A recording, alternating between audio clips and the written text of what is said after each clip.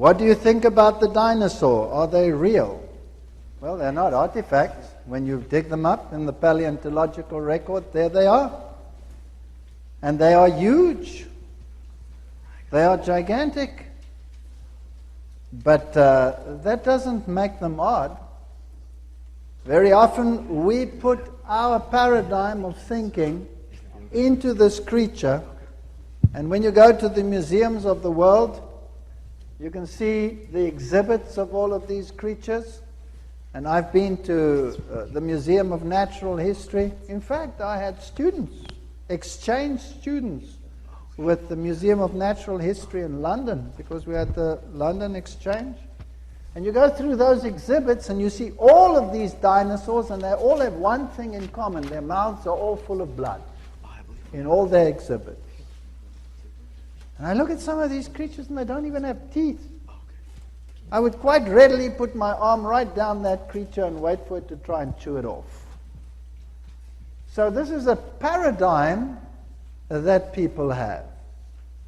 Remember that these reptiles, under conditions of perfect environmental conditions, will grow and continue to grow. They don't have the limits that we have in warm-blooded or homeothermic, endothermic animals. And so they can grow very large. We look at the Galapagos Island tortoises, and they're this big, and we say, woo, an evolutionary ancient relic. Please, at what size do they start out? That size, like any other. Just this size. But because the enemies aren't there, or the environment is conducive to old age, and they grow to that size.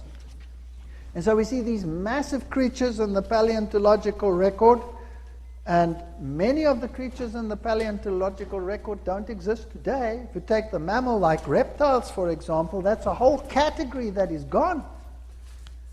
A post-catastrophe world was probably not conducive to their existence. And so they disappeared from the scene. And if they should have survived, because there are so many legends of creatures like this, Noah wouldn't have had to take adults on board. He could have taken juveniles, and they would have been small.